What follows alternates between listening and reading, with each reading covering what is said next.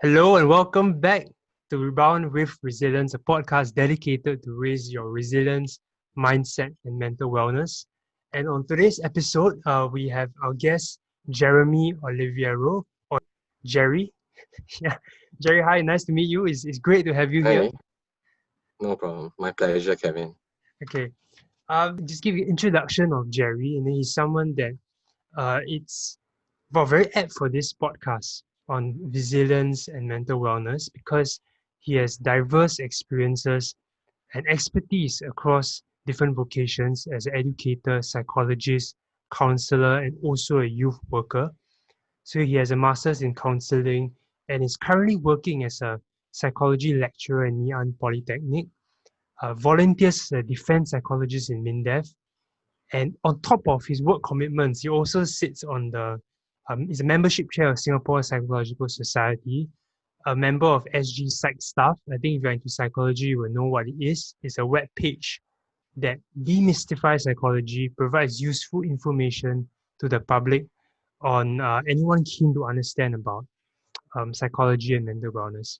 And so definitely somebody that we're very eager to learn from. So before we begin, go straight into it, I just want to ask one question on your passion. Because you're someone that does so many things and volunteers and gives back so much. Like, why are you so passionate about the work that you do? I think to be specific, I work to be precise lah. I work mainly with youths. Since I started coming into this line of work in the psychology field, I've always been working with youths in general. There are once in a while where I end up working with parents, working with adults. What what got me passionate or interested in this field, right? Well, it's very strange because prior to that, right, my background was not in psychology. When I was young, I was actually my background was in electrical engineering. Mm, And what happened was, but I was also on the side actively involved in church ministry. So okay. what happened was one day, church youth ministry. So what happened one day was that my best friend back then came up to me and say, "Hey Jerry, you're such a good listener. People find you very approachable to talk to and tell you things and share things with you. Have you Mm, considered a career in as a counselor or a psychologist or psychiatrist?" And I'm like, no, I never thought of it before, but it is something that sounds exciting to me.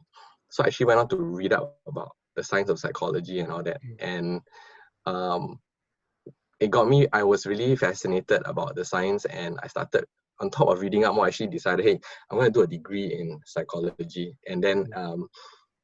yeah, the rest is, yeah, Okay. And here I am today.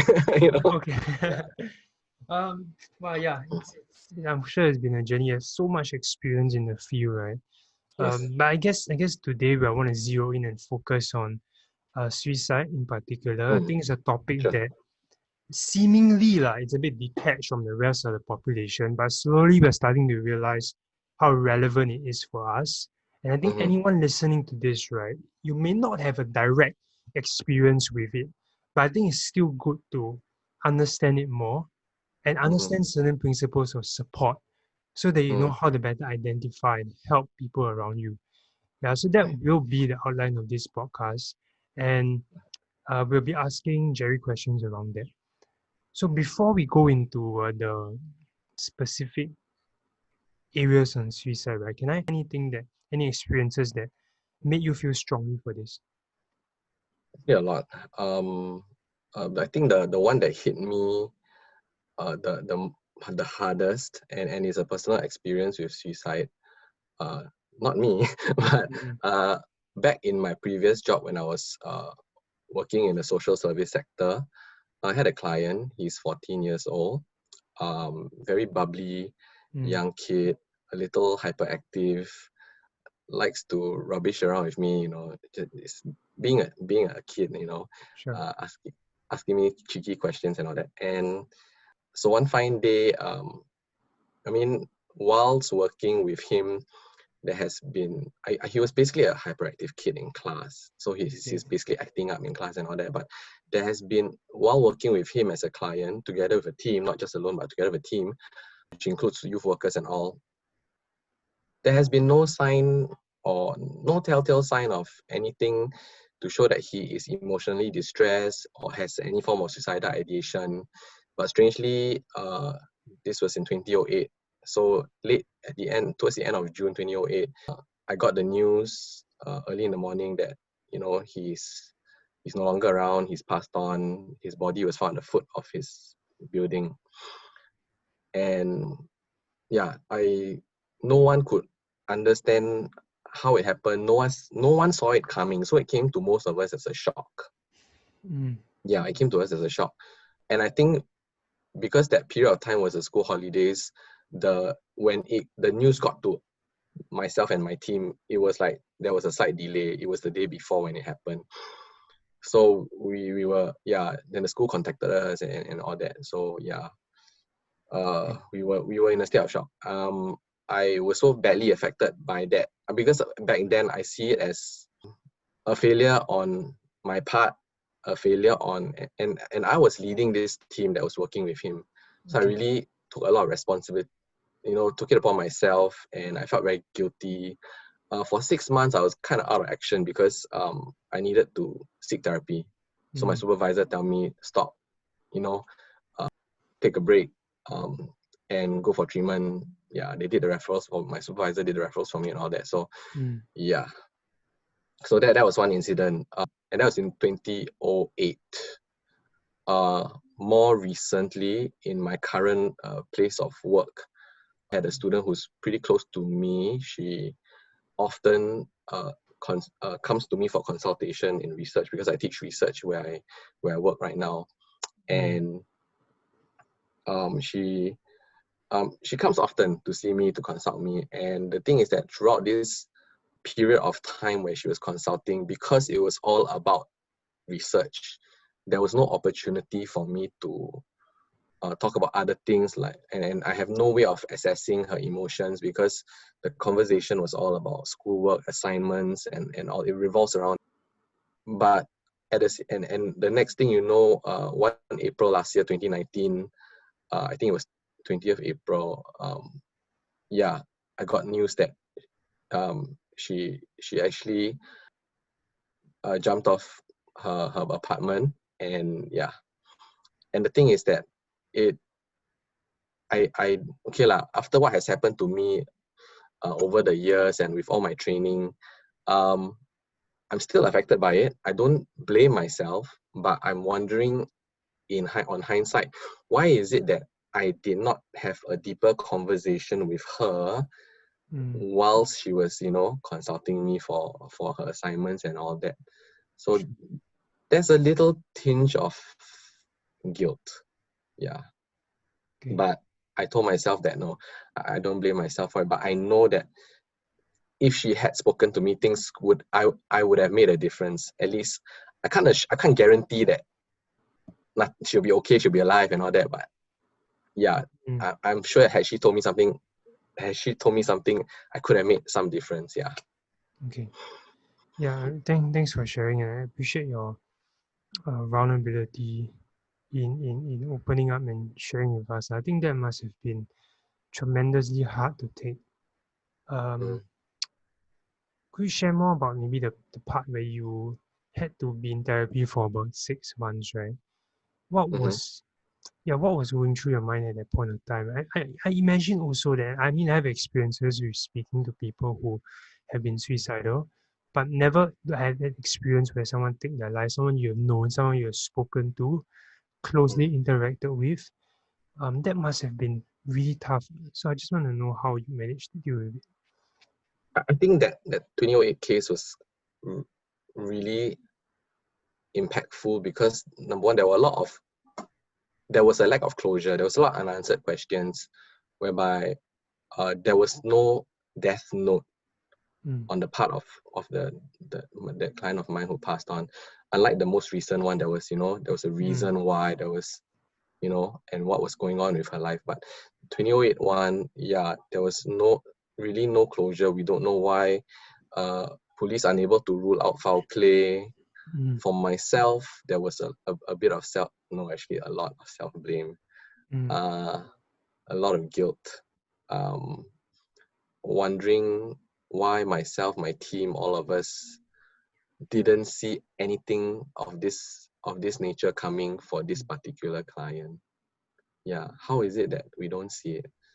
But there was also in that whole process of getting help, um, it was also a learning process for me about being more sensitive to body language, maybe not just looking on the outward effect of the person. Yeah, that was a learning point for me, that sometimes what you see on the outside doesn't, yeah, I mean, for most of us as practitioners, we can only help from what we can observe in our clients. Okay. And what we cannot observe, sometimes we have to be sensitive to what's deeper Understand. within that conversation, within that facade, yeah. Okay. So there was a lot of learning during that 6 months period as well. I guess speaking of which, we can also transition into the content proper, which is Mhm. on identifying certain causes or talking about certain causes and signs that we can look out for. Right. Let's start with maybe the causes of suicide. I know I just spoke to a friend of yours, Jonathan, on the previous Mm, podcast. I think he did share that suicide has no known specific cause per se, or rather no conclusive cause, right? But mhm. then again, is there any like salient factors that we can observe? And I agree, suicide has no specific cause, but there are some numbers that we could dig out from it. Do you mind if I share screen? Yeah.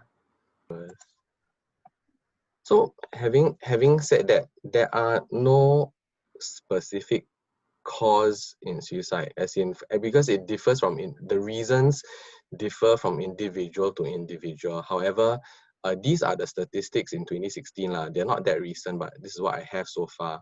Mm, So back in 2016, they found that majority of the reasons or causes are due to relationships, broken relationships, especially with family, with in terms of uh, romantic relationships, colleagues, mm, friends. So that would be a major cause. So yeah, and we have 20% on social reasons like gambling, old age, socio-economic status, financial reasons. So and of course, 23% psychological, could be due to grief, loss of spouse, mental health issues. Uh, Again, 13% are material-based issues, and the lack of it. 5% on health problems, and of course, this is interesting. I actually had an encounter, well, not me, but my supervisor back then, yeah. in the early 2000s, had an encounter with that, whereby a uh, junior college student was actually committed suicide because of that last reason. In his death note, he perceives his genitalia to be too small, and that was Mm, his reason for his suicide attempt. So, there's no one. There's a variety of reasons why people, uh, uh, yeah. commit suicide, attempt suicide. So there's no, but these are the figures lah. These are the Sure. figures, and these are the numbers so far. But it doesn't explain Right. what Right. are the causes of suicide so But I far. think Yeah. that said, I think this is still a very good statistic that you brought up to show Okay. people that like there are varied reasons and to watch out for, or at least be empathetic about. Mm. Even though this, as I see it, is callers, right? People who coin this is a breakdown of their problems. So it need not Yes. necessarily lead to suicide in that sense, but it's the beginning of needing help, lah, I would say. And these are some Oops. issues, and I'm sure there are Yeah. overlaps as well Yeah. between some of them. Yeah, so thanks for sharing that statistic. In fact, speaking of SOS, right, I mean, I saw Samaritans of Singapore. It just reminds me of some statistics that I guess we could share with the audience, right? That Yeah. in 2019, about 400 lives were lost due to suicide, and it Mm-hmm. is the leading cause of death for people between 10 to 29 years old. Mm-hmm. And one striking thing that I saw over here is that for every suicide, there are 6 survivors that are left behind. So that means it's a lot more the attempts wise in the failed attempts. There's a lot people actually intending to commit the act. And 400 you see are only Yeah. those that complete it in a way. So it is something that's a Mm-hmm. societal concern we need to address. Even though there's no specific cause, right? Is there anything that we can look out for in others? You talk about verbal, we talk about non-verbals as well, which is a huge part of communication. Yeah, in Yes. these both areas, right? Is there anything we can look out for? Doing it Yes. right. Yeah, correct. Sorry. So basically, these are in general the risk factors for suicide. Things to look out for. You're asking, right? Yeah. Uh, Certain things like age, gender, um, previous attempt, lack of employment, lack of social support, family history, depression, sickness, abuse of substances, not just eternal abuse, organized planning, having no spouse, SES. These are some risk factors. But how do we remember those? There's actually a model, an assessment model called the set person's assessment model. So this is Okay. another way of so-called looking at risk factors for suicide, or what are the things to look out for. Notice that and you notice all the variables are form an acronym, right? Set persons, Yeah, and that's I why it's see that. called the I set, see that. set persons model. And the ones that I highlight in red are the are what I would call red flags to look out for. But Mm, this is not just all. I'll go on to elaborate. So basically, these are some possible risk factors for suicide. But what you really want to look out for are things like let me share the top. The top thing to look out for is an organized, concrete plan. So as a yeah. therapist, right, when I work with clients who have suicidal ideation or articulate or verbalize suicidal ideation, one of the things I ask is about their plan. Mm, If they have an organized and a concrete plan. okay. And if there is, and if they could tell me when, where, and what time of the day they're going to carry out their suicide plan, then that would have been a red flag already, Mm, as compared to someone who says, yeah, I just feel like dying lah. I don't know lah, okay. I hope, everything just stop, it's so, I can't take it anymore. Okay. When someone says something generic, as opposed to someone who can come up with very concrete plan, saying things like, oh, I'm gonna do it on this day because this is the day, the anniversary of something, Right. and I want to show that that there's a meaning to their plan, right? It Mm, represents something about them, so that becomes a red flag for me. So that's the mm, first thing you really want to look out for. The second red flag, right, is previous attempt. So when someone has a record of a previous attempt at suicide, but of course survived, then that is yet another red flag, because it seems like seemingly when they have done it before, um, the likelihood of them doing it again is somewhat higher as compared to mm, someone who's thought of it but never actually carried it out, okay. right? And of course, depression. Depression is another risk factor, but we're talking about uh, diagnosed depression. So when we talk about depression, we talk about people who are diagnosed with depression and under medication.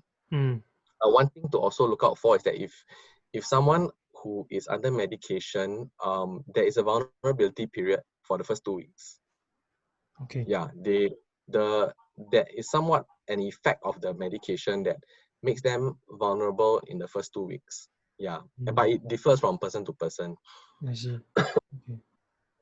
So that's some risk factors. There's more. Not within that set person's criteria, assessment criteria, are things like family history. So this is like a case of copycat or role modeling. I wouldn't say copycat, but role modeling. Okay. So if there was an uncle and auntie, a close grandmother, a parent, or even a parent that has actually completed a suicide before, then the risk factor for this particular individual is high as well. Mm, Mm. So these are some red flags that I really look out yeah, for when it comes to suicidal sure. ideation. What strikes me also there is the affiliation and resilience as protective factors. Actually, Yeah, not just religious group. It's basically any social. form Yeah, of social yeah, connection. It could be a civic group, could be like yeah, yeah, people's association. Any form yeah. of social connection is a protective factor. Right, right. Yeah. That's why I mentioned affiliation. Just an Mm-mm-mm. affiliation alone with anything could be a Yes, protective factor. Okay. yes, yes. That's a good point because we are also going to talk about prevention and talking about encouragement, right?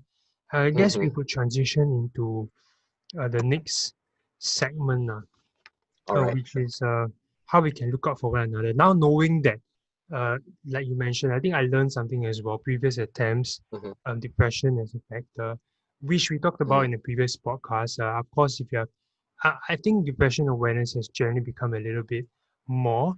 But if you're Mm-hmm. not familiar with it, it's something you can just Google or listen to the previous podcast.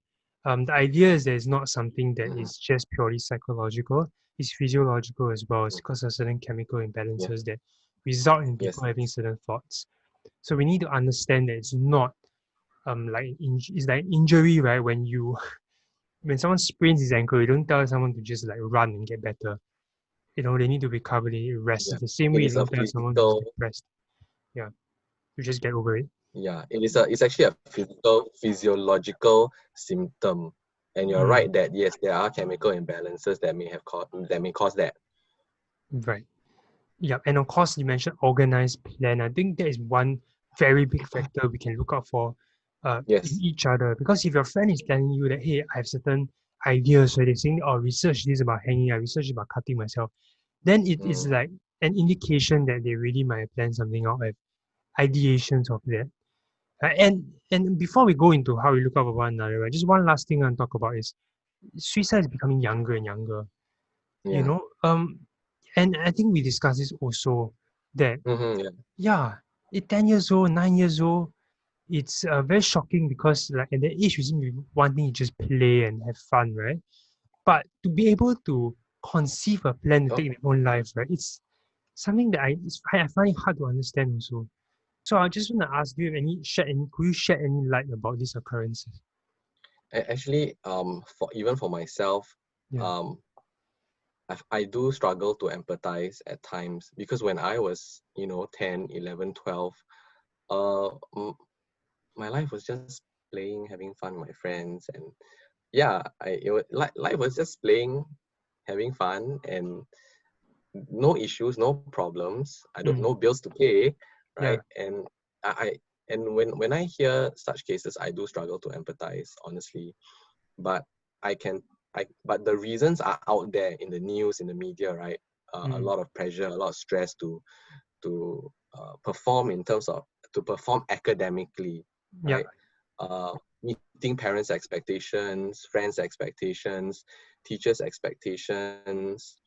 And with the dawn of social media, um, our youth today are comparing their lives with those they see on social media, Mm, and there's research to back that up to show that people are actually becoming depressed because of this comparing, on social media, and that actually has a negative effect on the youth today. mm, Yeah. okay. Yeah, I think there's a study I also saw recently that Mm, the trauma potential sources of stress or trauma, it's more now, mm, given with social media, they are exposed to many potential stresses like in cyberbullying, can be comparisons, yes. social Yeah. comparisons like you mentioned. But I guess that's how society progresses, lah, and we're adapting to it. Just like how COVID occurs and we have to Mm, adapt to it. yeah. It's kind of impossible for us to say that ban completely, like Mm, go back maybe 20 years when there's no social media because it will yeah. continue to evolve. Yeah. Um, so I guess we could talk about preventive measures. So what are some preventive measures, right, that we can take? We can help other people who might be having such ideations. I think for okay lah, for youths, perhaps is to educate them, to help them understand that what they see on social media is so-called blown up. Blown up in the sense that it is exaggerated, it is augmented, Mm, it is the good things that they are seeing. And they need to have this awareness that when someone posts, likewise themselves, they always post the good stuff, the nice mm, stuff, the happy stuff. right. But then behind behind that behind that facade, people still have problems, people still struggle daily, people still have stresses, and it's a universal fact. Everyone Sure. have problems. It's about reframing one's mind on how they see reality, and being aware that you can't take everything at face value, Mm. especially on social media. Yeah, actually, that's a huge point that I try and talk to students as well. Mm, Um, it is a filtered reality, literally, yeah, because it we is. apply all kinds of filters, and we take Mm. sometimes 1-2 hours to edit the photo. And after that, if you don't get a certain amount of likes, right, within a certain period, you take it down. So And then you that's take it how out and then you put something. right? That's how insane we get, how neurotic we get, right? With trying to project an image that's positive. And, and I don't Right. and I don't demonize social media. I think the fact that we're having this conversation now and publishing on social media is one Yeah. tool for good, Mm-hmm. right? But you need to understand how to use tools to their advantage now and just be very, very aware that um be authentic to yourself. And envy is ignorance and imitation is suicide. I think Emerson actually said that. Yeah, so it's one of the big lessons I took back as well in my struggle with depression, that I got to live my own life and not base my self-esteem so much on so many variables. You just stress yourself up. Yeah, so And I think yeah. what you're doing right now is a very good job, a very good positive Mhm. use of social media to really spread awareness and helping people with resilience and all that. Sure. Yeah, I appreciate that, Jerry. Thank you for people like you coming on. It gives me a lot of energy and encouragement also.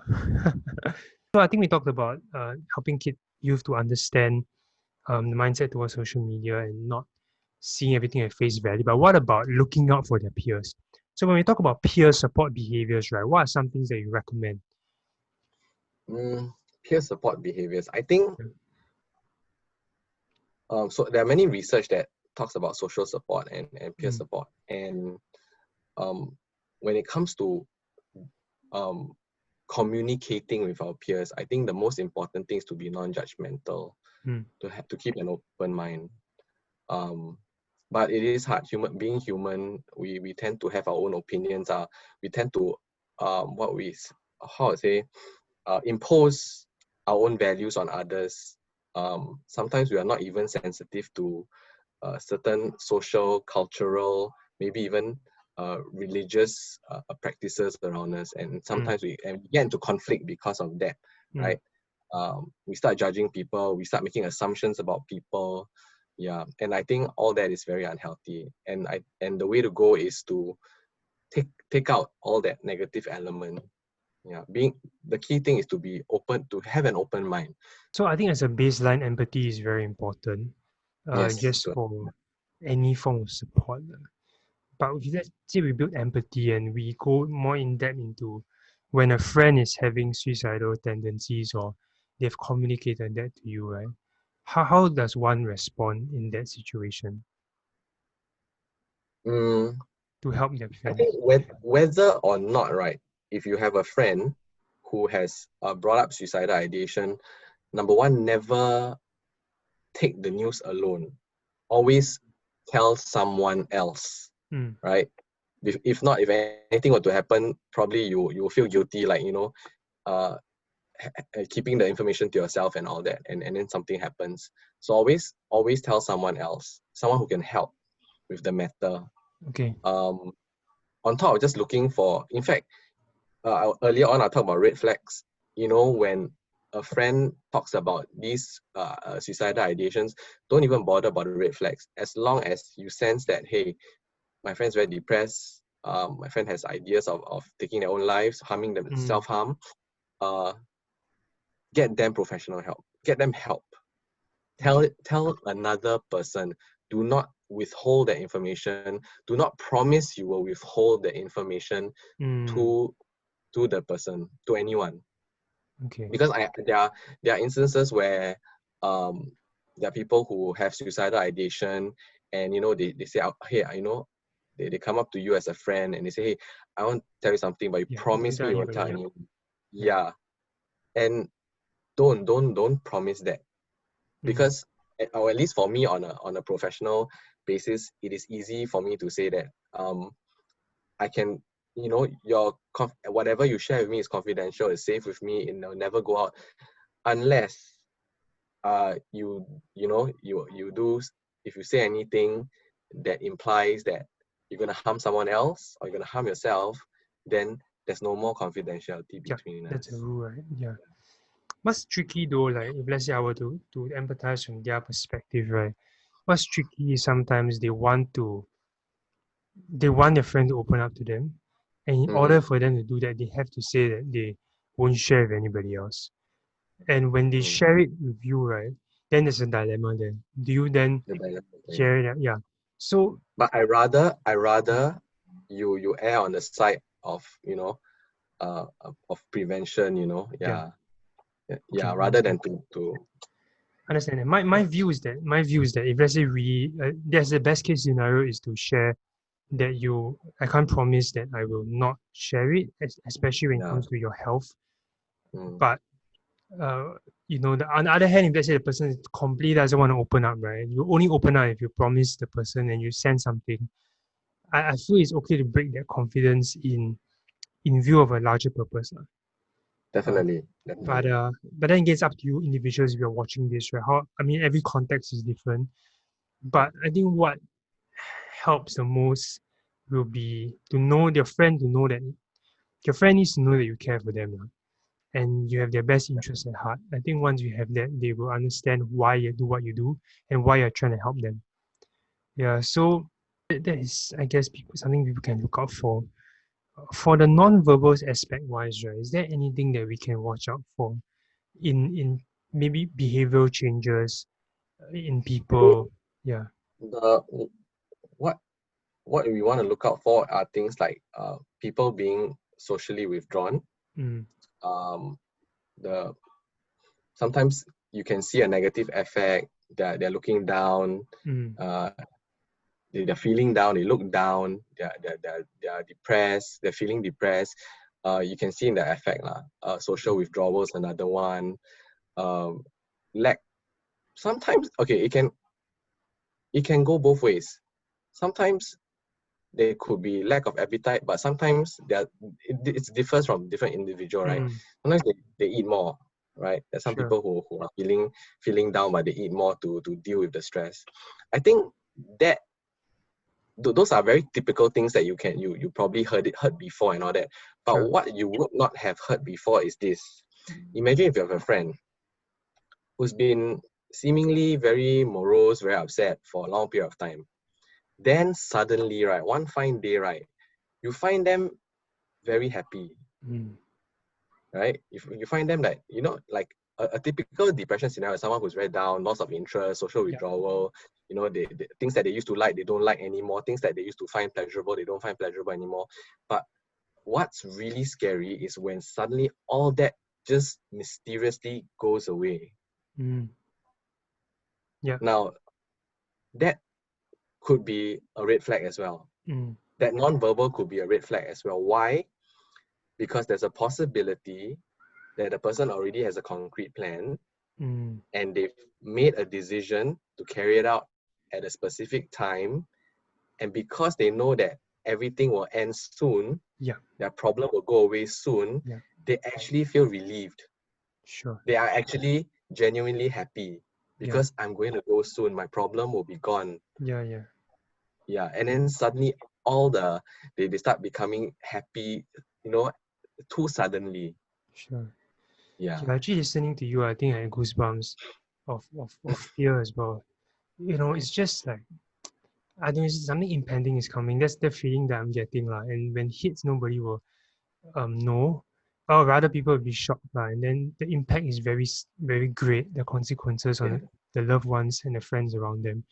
So Yes. definitely, thanks for sharing that, Jerry. I think that's something that we must look out for, not just from happy to sad, but also when people are sad and then all of a sudden they just Mm. become overjoyed, right? Something we need to look out for as well. Yes.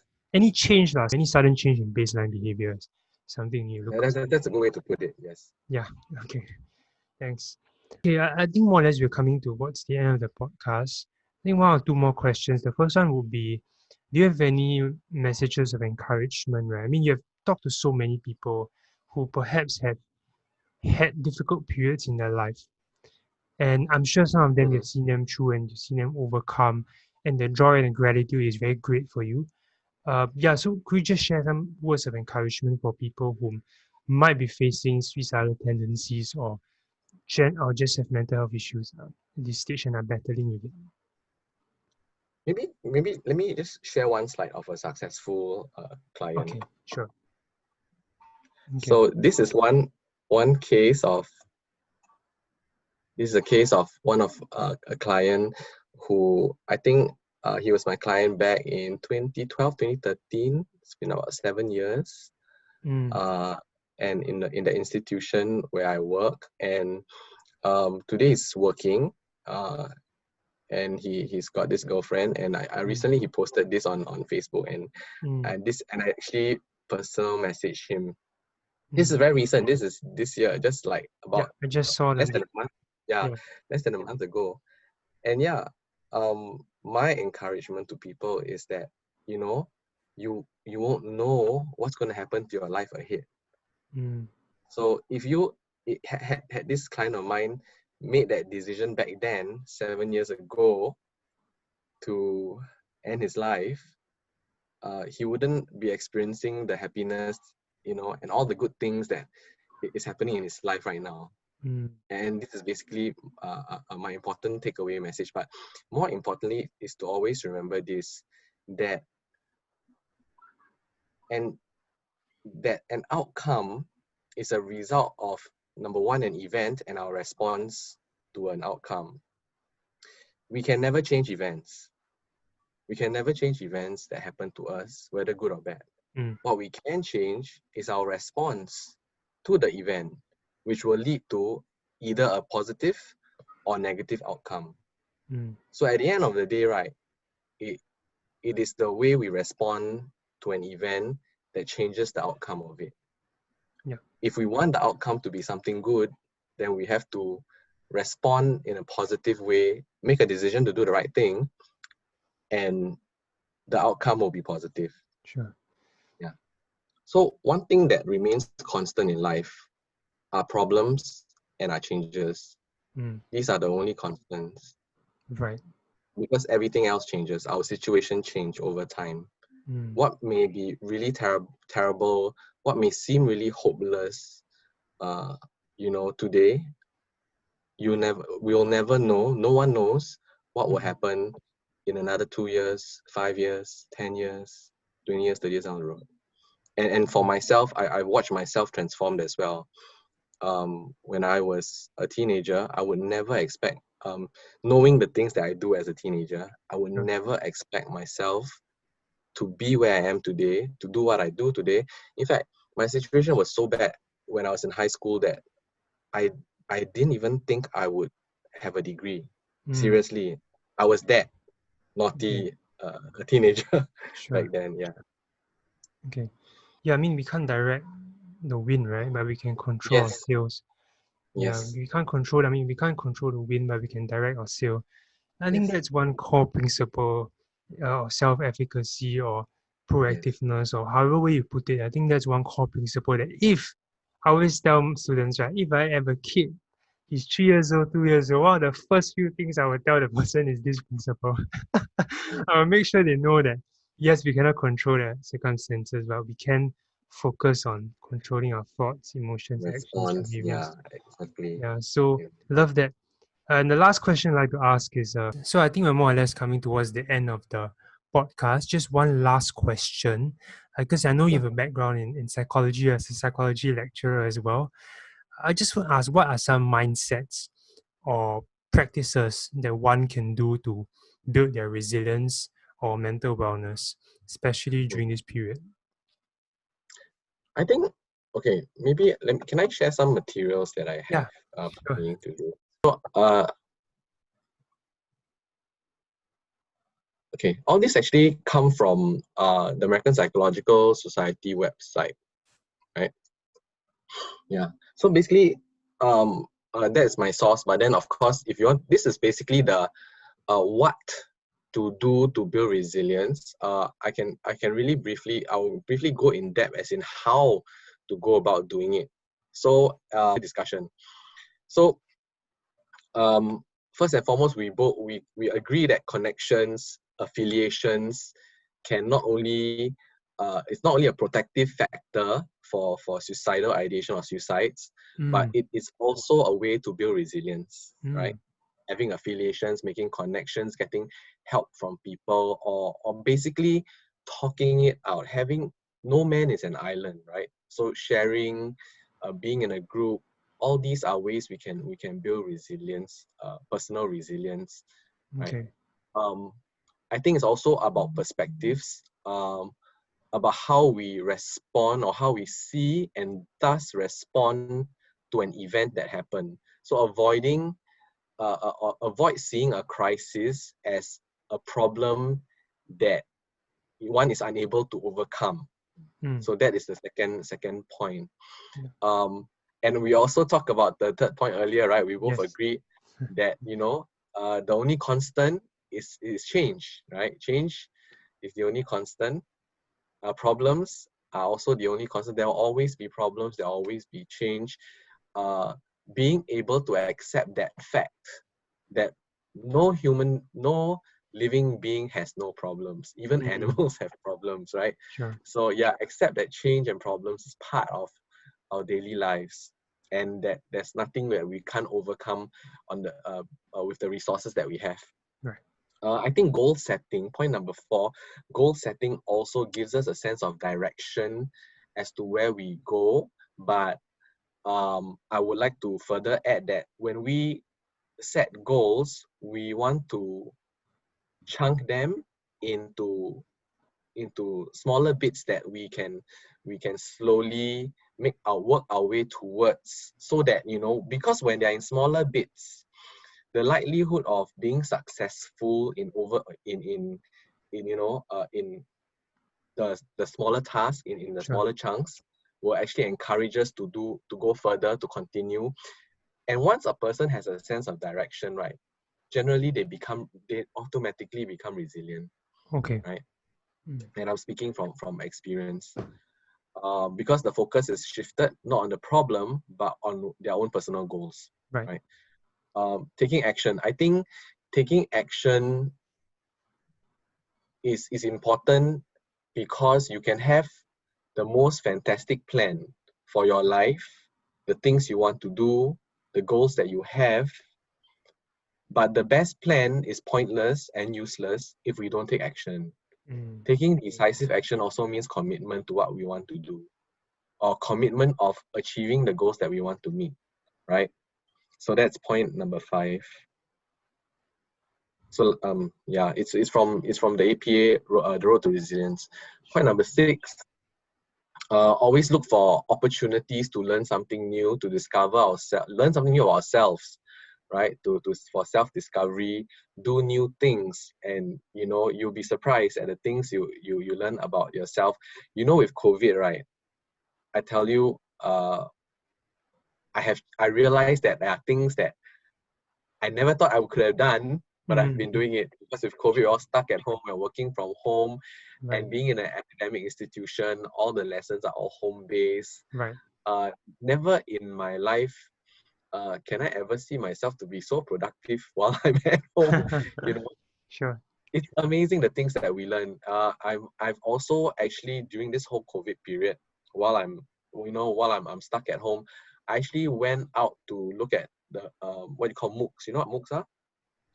I don't know what they stand for. Basically, online online courses, like from Okay. Yes. Coursera, Okay. Yes. from Yep. Udemy, right? I know. So I've actually did a few very interesting courses, not realizing that, and I've completed them, and it's Wow. a great sense of achievement. I never knew I could actually sit through all that. So it's amazing. It's amazing Sure. when we do something new and we Right. learn so much about ourselves, and can we actually can learn some certain internal resource that we have within ourselves that can actually help us through certain issues, certain problems that we encounter along the way, and that builds resilience, right? Mm. Always having a positive view. So, like I say, in terms of view, an event is an event. An event can't be controlled. Things happen around us. It's how we perceive it, and thus how we respond to it Yeah. that makes a difference in the outcome. And Yeah. and that, of course, can build resilience as well. Sure. And same point, keeping things in perspective is the exact same point as well, right? Right. It's Mm. about how we see things, right? Perspective can also be looking at the future, right? Like I Mm. shared, one of my clients who Right. was having a good time with, Mm. having a great time in life now. He's so successful in his profession, and he's got a girlfriend, and he's happy, and he's doing so much. And but 7 years back, he would never have seen this coming, right? Mm. So Yeah.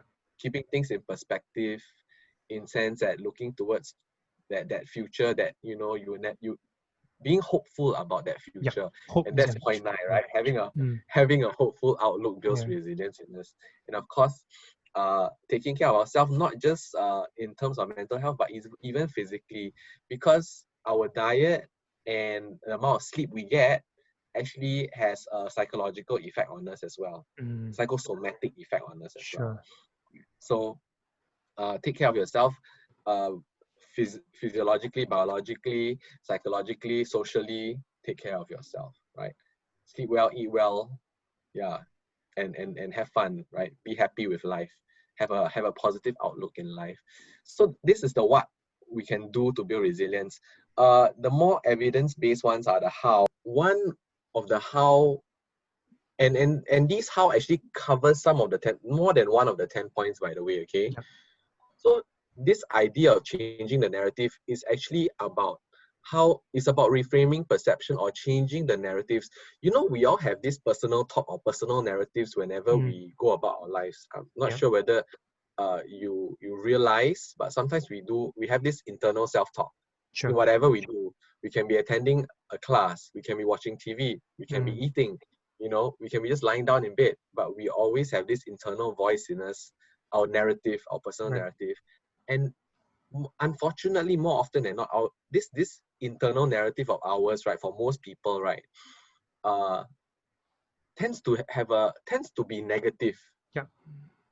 It Like, is. yeah, It why so becomes. stupid, why, Yeah. things like, why so stupid, why I do that for, why I embarrass myself, why am I saying Mm. this, why am I doing this, oh, Yeah. I'm so lazy, it's so negative.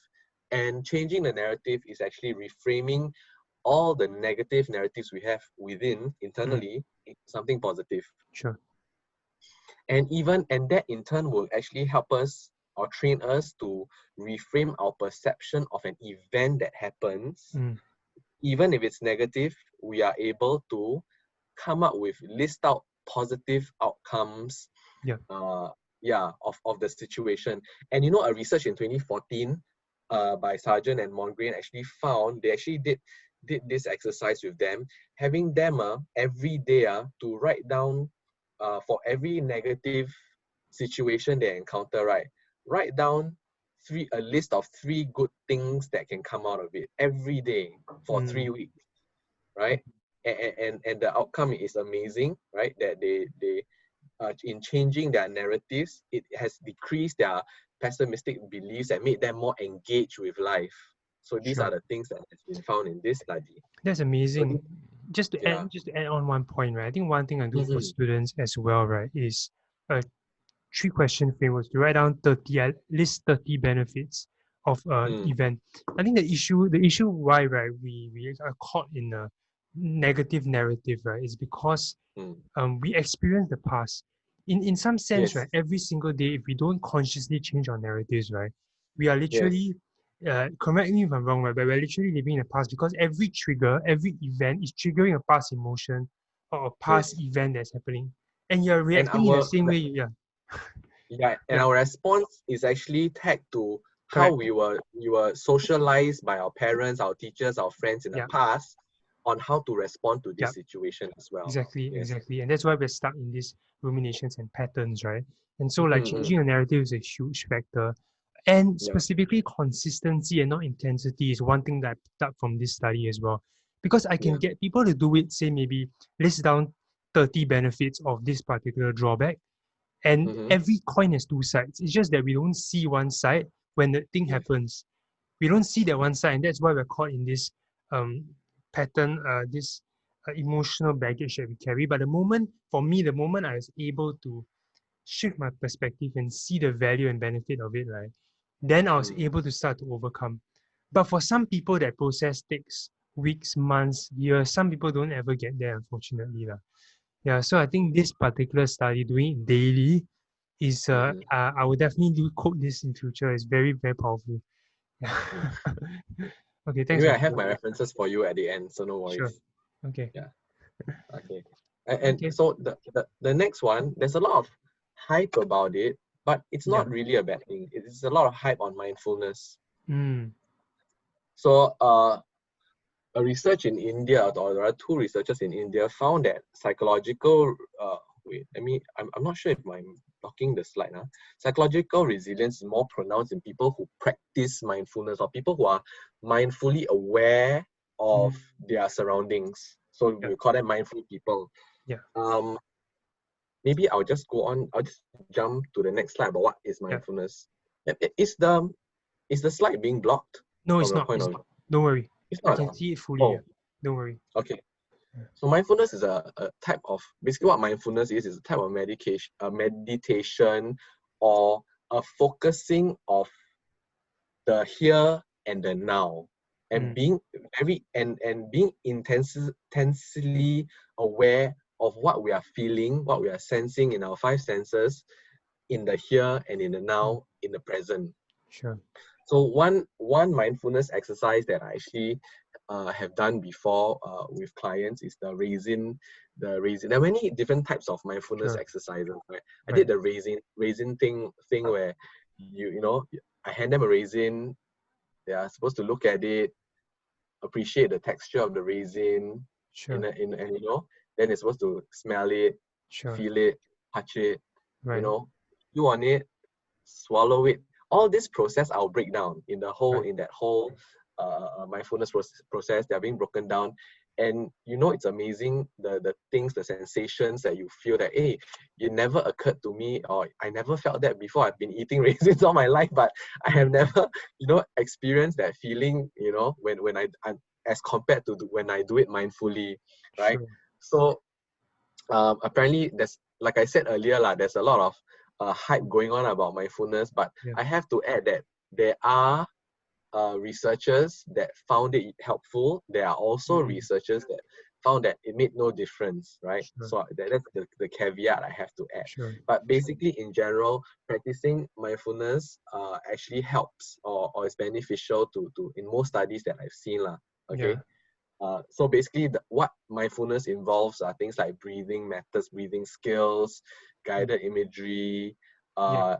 uh, uh, body scanning. These are Yeah. all different ways Sure. of mindfulness, right? So the research by uh, Greenberg, Reiner, and Maron in 2012 found that practicing mindfulness can bring us more and more into the present moment, and it also helps us to deal with negative emotions, and of course it reduces the tendency of overlooking Mm. ways to get out of the, because we tend to have the tendency to overlook that a solution, there are novel ways. The solution is there. It's just that we need to think out of the box.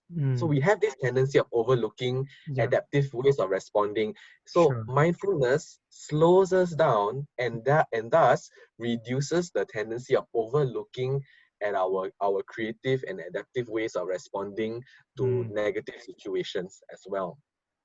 Mm. And of course, there are many, like I said, there are many ways that mindfulness is being practiced. Not just meditation, it's not just body scanning. There's mindful journaling, Yeah. there's yoga, right? Sometimes there are certain forms of Zen, Yeah. Buddhism, forms of mindfulness as well, right? That makes it very spiritual as well.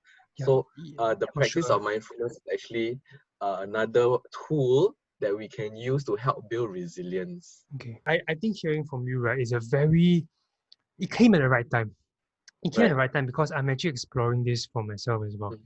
Mm-hmm. Meditation and mindfulness. I've been listening to some podcasts on it, and there is Mm-hmm. scientific backing and peer-reviewed journals that show the effectiveness of meditation and mindfulness. And Mm-hmm. it's and I'm glad that you're open to it, right? You're open-minded to, like you mentioned, right, to explore different means to help people Mm-hmm. center themselves, to pause, so Mm. that they are in a better position to respond and not Yes, react. yes, Right, to because slow we down basically. slow down, right? We need to slow down to speed up. Sometimes because we keep going through the motions, like what you mentioned earlier, Mm. we don't have a chance to slow down, and we do overlook ways we can adapt because of that. So Yeah. I find it very powerful because stress is one thing that it's not bad, but a chronic stress will cause many issues lah. Yeah, so Mm-hmm. this is something I definitely will look at, and just you sharing the research has given me added motivation to go and look at it more in detail. Right. Okay, Okay. sure. And you have one last slide to share as well on connection.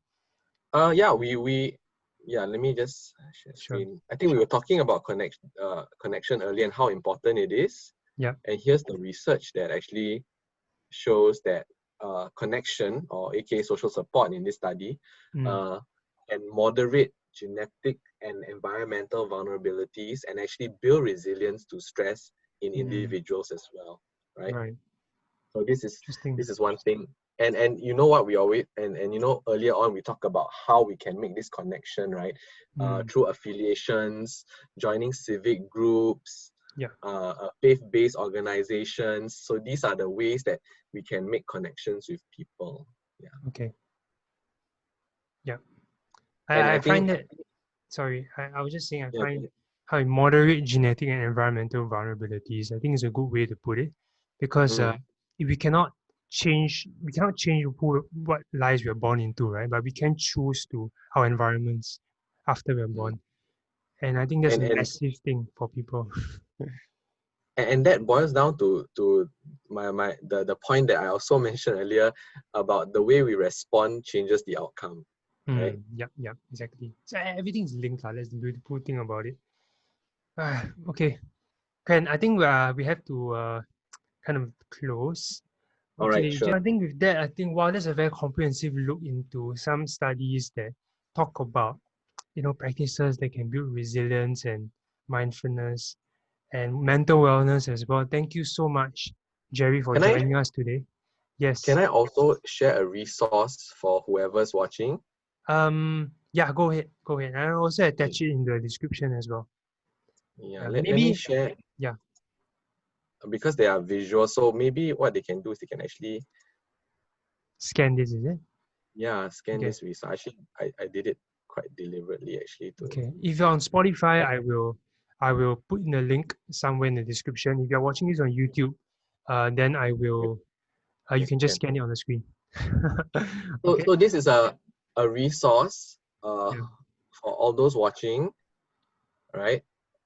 And these are what we call things that they can do, or exercises they can do to build resilience. So it's a Right. website. It doesn't belong to me, but it Sure. is a public resource that can help Nice. for those who are viewing this uh, podcast. Yeah. Nice. Nice. Okay. Let's write down this. Right. Good. With that, you just stop screen share for a while. Okay. Okay. All right. Thank you so much, Jerry. With that, I think we've come to the end of the podcast. I really appreciate you, just your vulnerability in sharing about suicides and how we can care for one another, and also eventually talking about how we can build resilience. It's been very useful to me, and I'm sure will be for our listeners and viewers as well. Yeah. Thank you very much for having me here as well. It's really fun. I like doing this. I really appreciate the opportunity. Thank you very much. Thank you, Welcome, Kevin. welcome. You're most welcome. All right, with that, stay healthy, stay All right. resilient, share the You podcast too. if you can, and Right. subscribe. All right, we'll see you guys next time. Bye bye. All right. Thank you. Bye bye.